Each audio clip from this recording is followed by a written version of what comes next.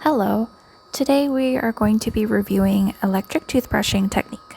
Electric toothbrushes make toothbrushing easy for all ages and can be helpful with those who have reduced dexterity, for example from arthritis or after a sports injury, or if teeth have a propensity to develop more stain, such as from drinking lots of dark teas.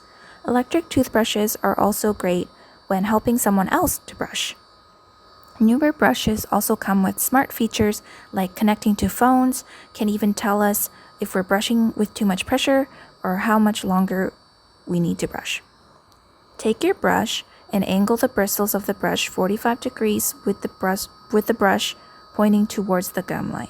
For example, you can start from your farthest tooth on one side and every 2 to 3 seconds gently move the brush to the next tooth and keep going until you've worked your way to the other side.